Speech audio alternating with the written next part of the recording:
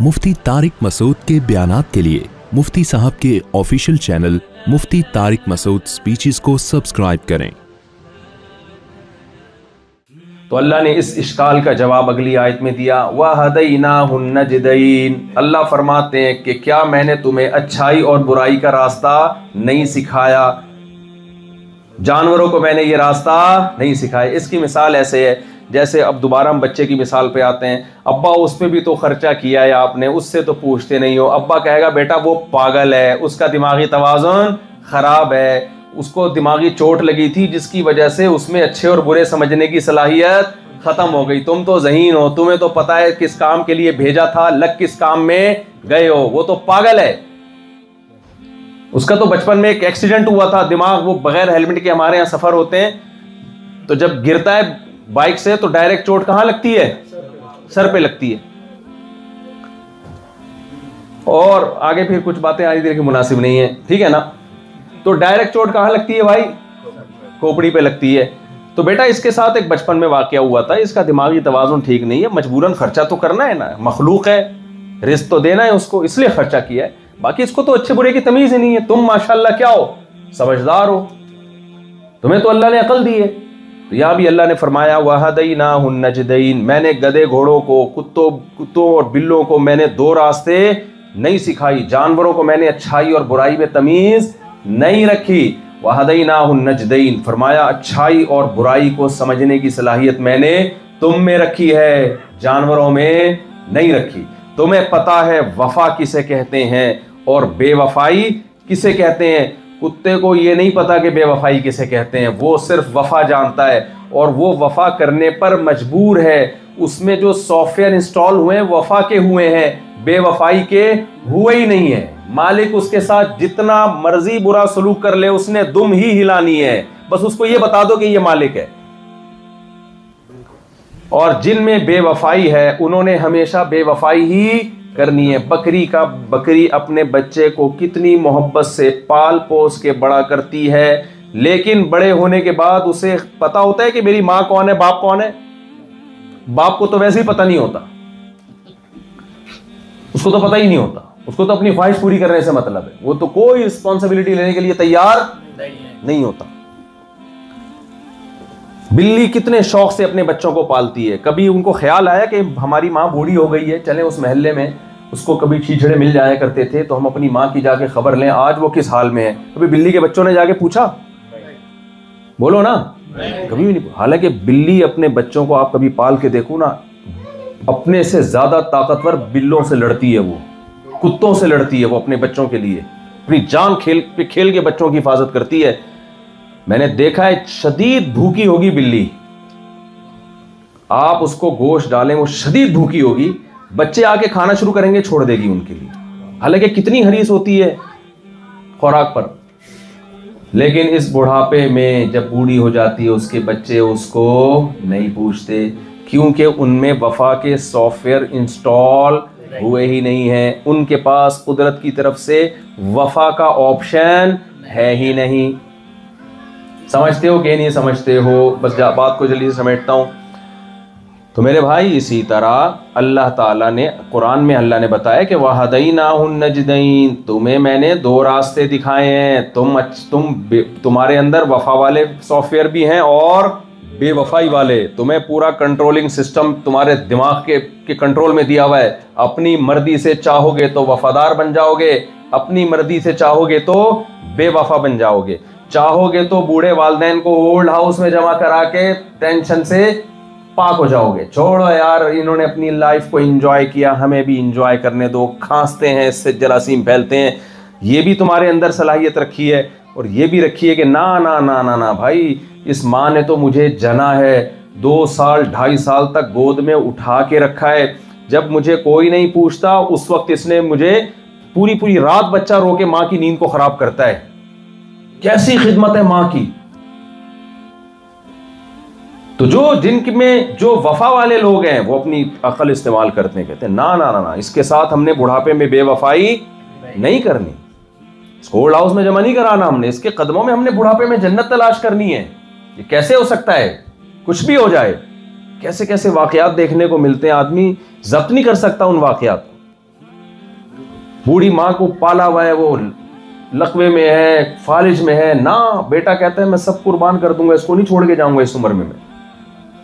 उसकी खिदमत कर रहे हैं सुबह शाम, कड़वी कसीली डांट बर्दाश्त कर रहे हैं। तो अल्लाह कहते हैं वहदैना हुन्नजदैन, मैंने तुम्हें आंखें भी दी, लेकिन ये आंखें तो जानवरों को भी दी हैं। मैंने तुम्हें जबान दी बोलने के लिए, लेकिन ये जबान तो जानवरों को भी दी है। ठीक है, वो बोल नहीं पाते, लेकिन जबान के बहुत सारे कामों में से एक काम खाना है, जायका महसूस करना है, तो ये तो उनको भी सलाहियत दी है। तो अल्लाह कहते हैं वहदैना हुन्नजदैन, मैंने इंसान को दो रास्ते सिखाए, अच्छा भी और बुरा भी, जानवरों को दो रास्ते नहीं सिखाए। तो अल्लाह कहते हैं अब जब मैंने तुम्हें अच्छाई और बुराई का रास्ता सिखा दिया, तो अब मेरा हक बनता है कि मैं तुमसे पूछूं कि मैंने तुम्हें दुनिया में भेजा था अच्छे से अच्छा अमल करने के लिए, तो तुम उसको फोकस कर रहे हो या नहीं कर रहे? अब वो अच्छा अमल है क्या? वो अच्छा अमल है क्या? वो अच्छा अमल ये नहीं है कि आप कमाना छोड़ दें। वो अच्छा अमल भी अल्लाह ने इसी आयत में आगे बताया, फरमाया फलक़तहमल अक़बा, कि इतने ज़्यादा मैंने तुम पर एहसानात किए, तो मैंने तुम्हें सिर्फ ये मुतालबा किया था कि एक आसानी का रास्ता है, ऐश परस्ती का रास्ता है। अल्लाह ने ना खारिज में एक मिसाल दी है, जैसे आपके बाप ने आप पे बड़ा खर्च किया और आपको कहा कि बेटा ये आसान रास्ता है, ये थोड़ा पहाड़ी रास्ता है, तो है थोड़ा मुश्किल, पहाड़ों के बीच में थोड़ा टेंशन, लेकिन मेरी चाहत है तुम इस रास्ते से जाओ। वजह उसकी होगी, इसमें नानी का घर आता है बीच में, उनसे मुलाकात हो जाएगी, फुप्पो का घर आता है, खाला का घर आता है, और ये सब रिश्तेदारों से मुलाकात होते हुए, तो मेरे ये खूनी रिश्ते हैं, तो मैं चाहता हूँ इन खूनी रिश्तों से तुम्हारी अलैक सलैक सलाम दुआ हो जाएगी, तो ये लंबा आसान रास्ता छोड़ के बेटा थोड़ा सा कच्चे पे चले जाना, ठीक है ना? किस पे चले जाना? कच्चे पे। मैं खुश हो जाऊंगा, क्योंकि गाड़ी भी मैंने दी है तुम्हें, डीजल का खर्चा भी मैं दे रहा हूँ। तो अब मैं ये मुतालबा करता हूँ कि एक साफ सुथरा रोड है, लेकिन उसमें मेरे किसी रिलेटिव से तुम्हारी मुलाकात नहीं हो सकती, तो जरा कच्चे पे एक गाड़ी उतार लेना, थोड़े धक्के आएंगे, थोड़े झटके आएंगे, मेरी खातिर क्या कर लेना? बर्दाश्त। अब आप कह रहे हो ना, मैं मुश्किल रास्ते पे नहीं जाऊंगा अब्बा, उसमें धक्के आते हैं, उसमें सांस, तो पैदल जाना पड़ेगा तो सांस फूलेगा, ये मुझसे नहीं होगा। मैं उसी रास्ते से जाऊंगा जो टापो टाप ऐश परस्ती का रास्ता है, जिसमें जरा भी कोई स्पीड ब्रेकर भी ना आए बीच में। अब्बा का गुस्सा बजा बनता है कि नहीं बनता? कि यार मैंने तुझे सब कुछ दिया, तो मैं कह रहा हूं जा रहा है ना, लेकिन थोड़ा सा ये वाला ट्रैक इस्तेमाल कर ले। बिल्कुल यही अंदाज कुरान में अल्लाह ने इख्तियार किया। अल्लाह कहते हैं फलक़तहमल अक़बा, अल्लाह कहते हैं दो रास्ते थे, एक सहूलत का रास्ता ऐश परस्ती का, शराब का, जिना का, माँ बाप को ओल्ड हाउस में जमा कराने का, नमाज छोड़ने का और जिना करने का, सूद लेने का, हलाल और हराम की परवाह किए बगैर माल कमाने का, ये भी एक रास्ता था। रिश्वतें लेने का, तो ये भी एक रास्ता था। इसमें ऐश अय्याशी वाला रास्ता था, जो दिल में आए आप वो करोगे। लेकिन मैंने तुझे एक हुक्म दिया था कि एक थोड़ा सा दुश्वारी वाला रास्ता है, एक ट्रैक थोड़ा सा क्या है जिसमें कुछ नशेबो फराज हैं, उसमें कुछ ख्वाहिशात को कुर्बान करना पड़ता है। मैं समझा पा रहा हूं भाई अपनी बात? मसला तो नहीं है।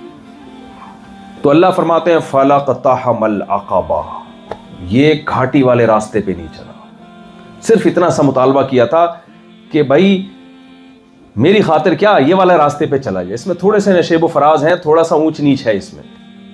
वमा अदराका मल अक़बा, अल्लाह कहते हैं तुम कंफ्यूज हो गए, अल्लाह वो दुश्वार रास्ता है कौन सा, तू बता दे हमें, हम अब चलना शुरू हो जाए।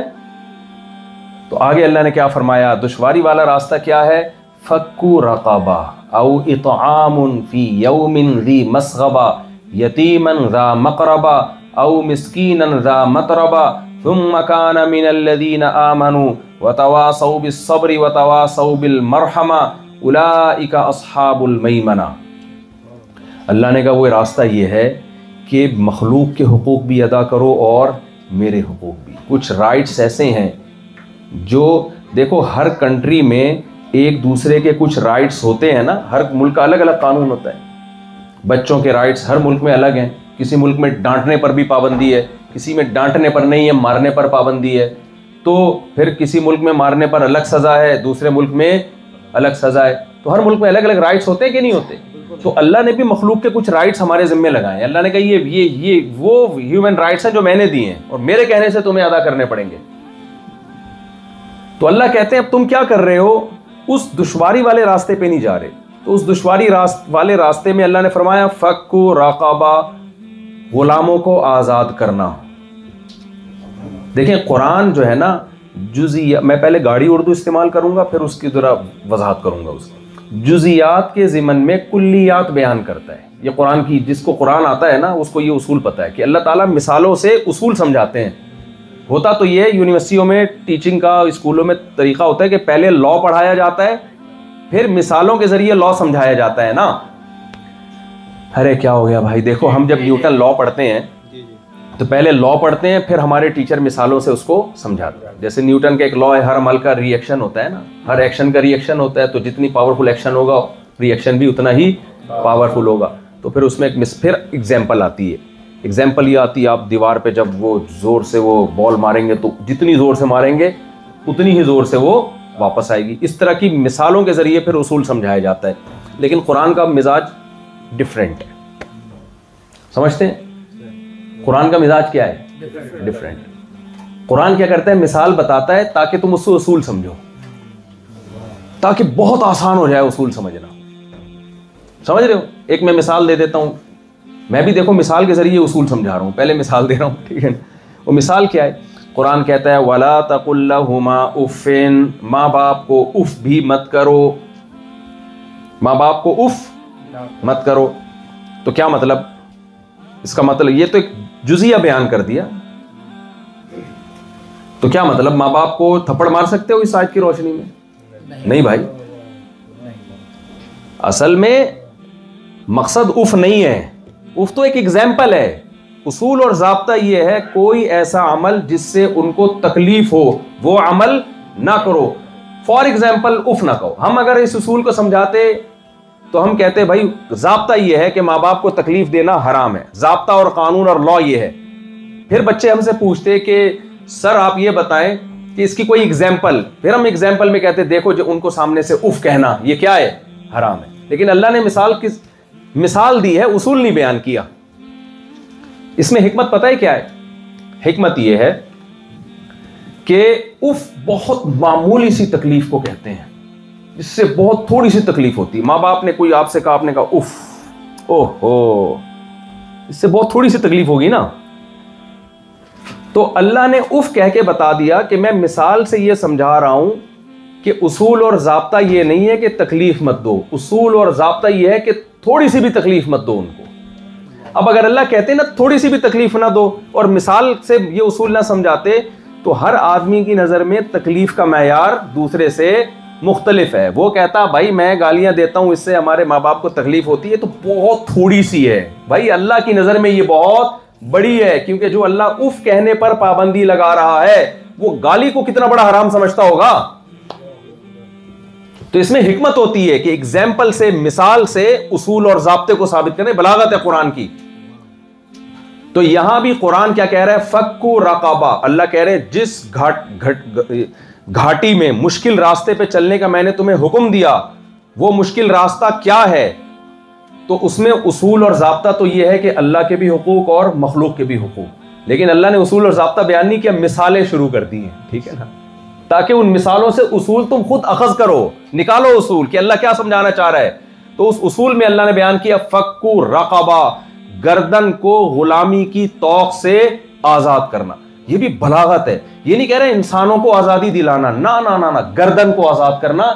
ये बताना मकसद ये है कि जो किसी का, पहले जमाने में गुलामी का निजाम था ना, तो गुलाम मुकम्मल मौला का ताबे होता था। तो अल्लाह ने उस पर तरस भी दिलाया हमें कि भाई जब कोई किसी का गुलाम है ना तो उस बेचारे की कंडीशन ये जैसे किसी ने उसको गर्दन से दबोचा हुआ हो। तो जिसने गर्दन से दबोचा हुआ हो वो काबिल तर, जिसको दबोचा हुआ हो वो काबिल तरस होता है कि नहीं होता? एक आदमी किसी को यूं गर्दन से पकड़ के दबा के रखा हुआ है तो आप सारे काम काज छोड़ के सबसे पहले उसकी गर्दन छुड़ाने की कोशिश करोगे आप, तो गर्दन से पूरा इंसान कंट्रोल में हो जाता है। तो अल्लाह ने कहा जो मैंने तुम्हें ये नेमतें दी हैं तो उन नेमतों का शुक्र में सबसे पहली ये चीज दाखिल है कि तुम्हें सोसाइटी में बहुत से ऐसे इंसान नजर आएंगे जिनकी गर्दनें ताकतवर लोगों ने दबोची हुई हैं। तुमने उन इंसानों को आजादी दिलाने की कोशिश करनी है। आपको पता है अंदरूनी सिंध में कितने किसान ऐसे हैं जिनसे क्या हुआ कि उन्होंने कर्जा लिया, जो सरमायादार लोग थे, गरीब थे बेचारे, कुछ कर नहीं सकते थे, तो देने वालों ने सूदी कर्जा दे दे के उनको ऐसा दबोचा है कि उनकी अपनी पर्सनल लाइफ बिल्कुल खत्म हो गई। तो कुछ नेक लोग हैं जो कराची से गए, कुछ उलमा हैं, कुछ ताजिर गए, उन्होंने क्या किया, उनके कर्जे अदा कर करके उनको उस मुसीबत से निजात दिलाई। तो ये सब इस आयत में दाखिल हैं कि किसी की भी मजबूरी से आप नाजायज फायदा उठाना शुरू कर रहे हो तो वो क्या है, गुलाम। तो अल्लाह ने, और मजे की बात ये, यानी बलागत इस आयत में कैसे हुई कि तुम्हारा काम तो जो जिनको लोगों ने उनकी मजबूरी से नाजायज फायदा उठा के दबोचा हुआ है उनको आजाद कराना है, तो खुद किसी को उसकी मजबूरी से नाजायज फायदा उठा के दबोचना कितना बड़ा जुर्म हो गया। ये भी इसी जुजिये से हमें उसूल पता चल गया। नहीं आई मेरा ख्याल है। जब उफ कहना हराम हो गया तो माँ बाप को मारना पीटना तो बतरीक़े औला हराम हो गया ना। तो यहां भी अल्लाह कह रहे हैं कि मैं तो हुक्म दे रहा हूं लोगों की गर्दनों को आजाद कराओ, तो आजाद कराना तुम पर लाजिम है। तो किसी की गर्दन को दबोचना ये नहीं होता कि गर्दन यूं पकड़ के रखें आप, मतलब है कि उसकी मजबूरी से नाजायज फायदा उठा के उसको यरगमाल बना के रखना, ये तो बहुत बड़ा जुर्म है। ये तो तुम्हें तो इसके ऑपोजिट चलना चाहिए था और तुम खुद लोगों को गुलाम बना रहे हो, बहुत बड़ा जुर्म है। इसमें कोई भी सब आ सकते हैं, इसमें शौहर भी आ सकता है, बीवी भी आ सकती है, मां भी आ सकती है, बाप भी आ सकते हैं, दोस्त भी आ सकते हैं, स्टेट भी हो सकती है, कोई भी हो सकता है। बाज दफा ये काम मर्द कर रहा होता है, औरत कमजोर होती है, उसका पीछे पूछने वाला कोई नहीं होता, भाई बाप नहीं होता, उसको कानून का नहीं पता होता, तो मर्द उसके कमजोरी से नाजायज फायदा उठा के क्या करता है कि मुझे छोड़ के जा तो सकती नहीं है, उसके हुकूक अदा करना छोड़ देता है। ये होता है कि नहीं होता हमारी सोसाइटी में सिर्फ उसी बीवी के हुकूक मिलते हैं जहां आपके साले स्ट्रांग हो। तभी तो मैं लोगों से कहता हूं नस्ल बढ़ाओ, बेटियों के साथ बेटे भी हो तुम्हारे, कल तुम मर जाओगे तो बेटियों का पूछने वाले तुम्हारे बेटे होंगे। अगर इनके शौहर को पता हो ना अकेली है, पीछे कोई भी नहीं है, आजकल फिर अल्लाह के डर से हुकूक अदा करने वाले मार्केट में क्या चल रहे हैं, शॉर्ट, वो रुल जाती है। और आप बार बार मैं एक बात कहता हूं, मैं कहता हूं ना साइंसदानों के पास सालों की कमी नहीं है। डार्विन ने कहा था ना अरबों, हम कहते हैं ना डार्विन से, अबे ये आंख खुद ब खुद करोड़ों साल में कैसे बन गई, कहते हैं करोड़ों कौन कह रहे हैं, अरबों में बनी है। हम कहते हैं 1 अरब साल में भी खुद ब खुद ऐसा कैमरा नहीं बन सकता, इवॉल्व होके भी नहीं बन सकता, वो कहते हैं अरबों नहीं 10 अरब साल। तो साइंसदानों के पास सालों की कमी नहीं होती और मेरे पास भी सालों की कमी नहीं है। मैं आपका IQ लेवल चेक कर आपका IQ लेवल चेक कर।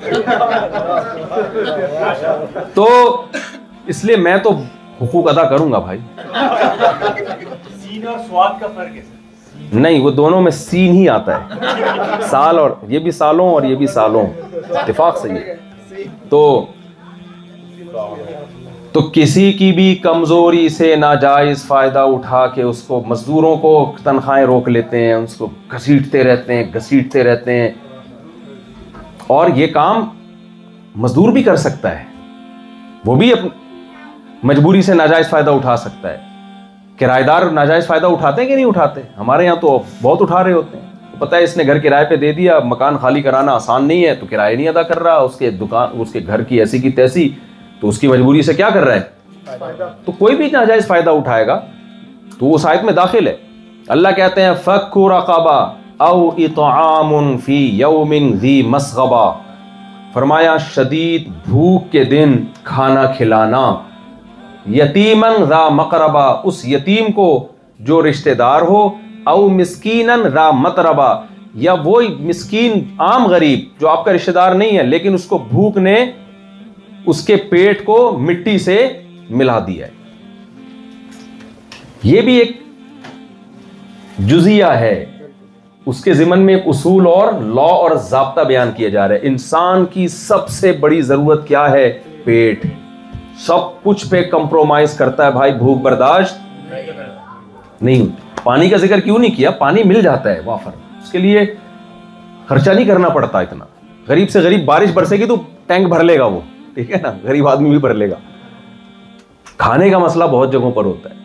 तो मकसद खाना नहीं है, मकसद क्या है? तभी इमाम अबू हनीफा रहमहुल्लाह ताला के नज़दीक सदका फितर में ना आटा देना लाजिम नहीं है। दीगर अइम्मा तो कहते हैं आटा दे सकते, आटा ही देना पड़ेगा, खजूर ही देनी पड़े, पैसे नहीं दे सकते आप।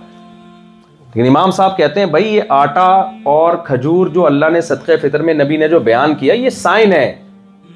मकसद इससे क्या है? गरीब की हाजत पूरी करना। वो पैसों से ज्यादा अच्छी पूरी होती है, लिहाजा पैसे देना ज्यादा बेहतर है। आपने अरब में देखा होगा ना कि वो जब सदका फितर में वो बाकायदा आटा ही दे रहे होते हैं गरीबों को सदका फितर में, आपने देखा होगा। इसलिए उनका ये भी फतवा है कि सोने की ज़कात सोने ही में दी जाएगी, बकरियों की ज़कात बकरी ही में दी जाएगी, बकरी ही दी जाएगी ज़कात में। लेकिन इमाम हनीफा की जो राय है वो ये है कि ये तो एक साइन है, अलामत है, उसकी कीमत भी दी जा सकती है, ना सिर्फ दी जा सकती है बल्कि देना ज़्यादा, पैसे देना ज़्यादा बेहतर है, क्योंकि वो जो ज़रूरत होगी पूरी करेगा। वो भी कहते हैं कि ये जुजिया है जिसके ज़िम्मन में उसूल और ज़ाब्ता बयान किया है। तो यहाँ भी यही है, अल्लाह फरमाते हैं कि जिस सोसाइटी में जो ज़रूरतमंद लोग हैं उनकी ज़रूरतों को पूरा करना, तो कोई भी ज़रूरत है, इलाज है। और इसमें अल्लाह ने फिर एक और बड़ा ज़बरदस्त उसूल बयान किया है। यहां तक तो गैर मुस्लिम भी मुत्तफिक है ना, वो भी कहते हैं भाई इंसानियत की खिदमत करो। क्या ख्याल है भाई? लोगों को गुलामी से आज़ाद कराओ।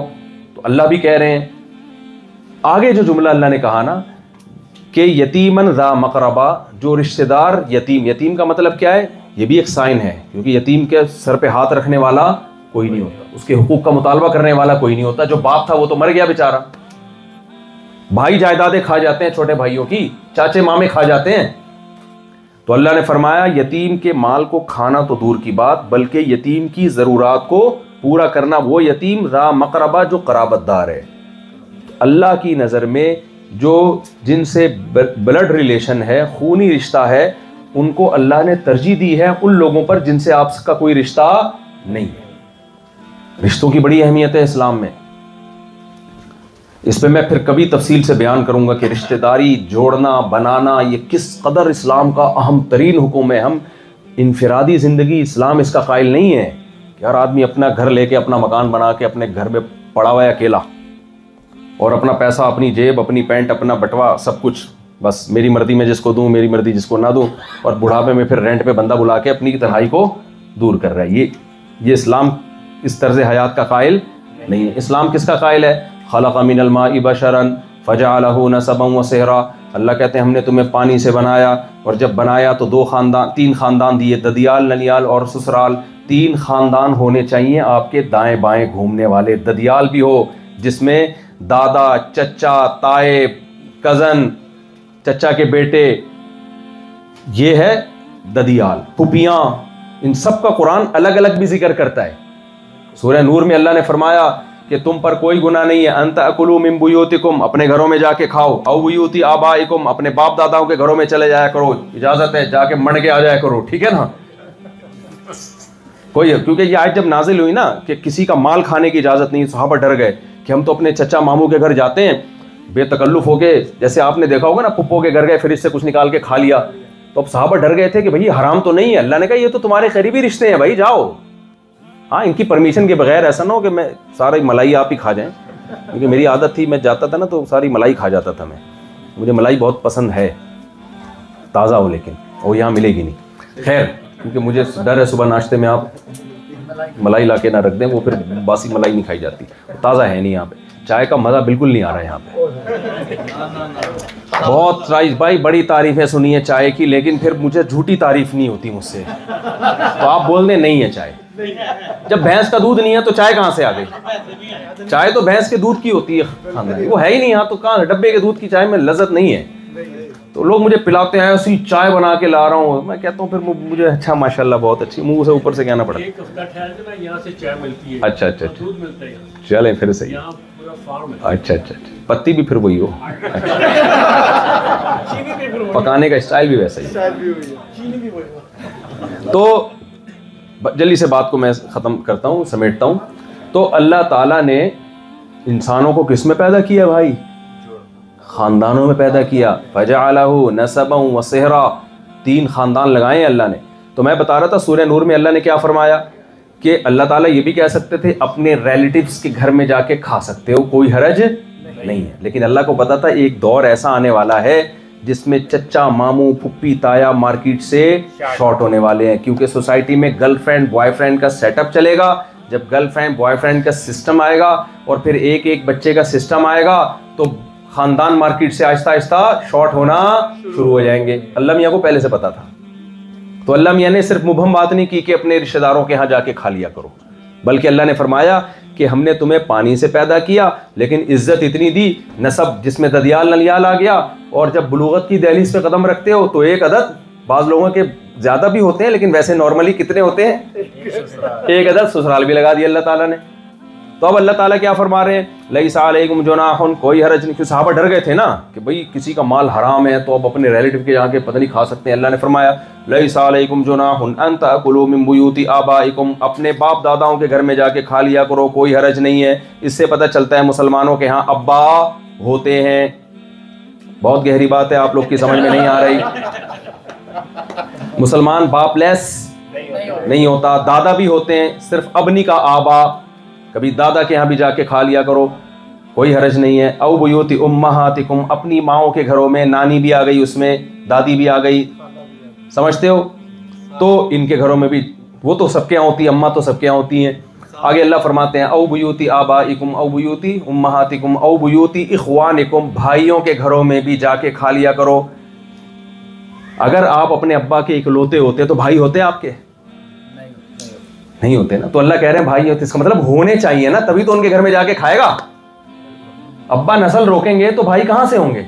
औ बुयूति इख्वानिकुम, अपने भाइयों के घरों में जाके भी फ्रिज खोल के दूध से मलाई उतार के, अच्छा अस्तगफिरुल्लाह, वो मुझे अपना ज़माना याद आ रहा है असल में, तो क्योंकि मैं तो यही करता रहा हूँ, ठीक है ना। इस तरह से जब दूध बनता था ना, हम जाके, अम्मा हमारी बहुत गुस्से होती थी कि दूध का बेड़ा गर्क कर दिया, जब जाके देखती थी ना खाली पानी तैर रहा है, तो हमारी वालदा बहुत गुस्से होती थी। दूध का बेड़ा, ये उनके अल्फाज होते थे, दूध का बेड़ा गर्क कर दिया। तो औ बुयूति उम्महातिकुम औ बुयूति इख्वानिकुम औ बुयूति अखवातिकुम, अपनी बहनों के घरों में जाके भी खा सकते हो। औ बुयूति अमामिकुम, अपने चचाओं के घरों में, ताया भी उसी में दाखिल है। एक एक रिश्ते का अल्लाह नाम ले रहा है। औ बुयूति अम्मातिकुम, फुफियों के घरों में भी जाके खा सकते हो। औ बुयूति अखवालिकुम, मामुओं के घरों में जाके भी खा सकते हो। औ बुयूति खालातिकुम, खालाओं के घरों में भी जाके खा सकते हो। फिर आगे जाके अल्लाह ने फरमाया उस सदीक़िकुम, दोस्तों के घरों में जाके भी खा। दोस्त को सबसे अल्लाह ने कहा रखा है एंड में, और जब फैमिली सिस्टम तबाह होता है तो दोस्त सबसे पहले होता है, रिश्तेदार सबसे बाद में होते हैं। सबसे आखिर में अल्लाह ने दोस्तों का तज़किरा किया है।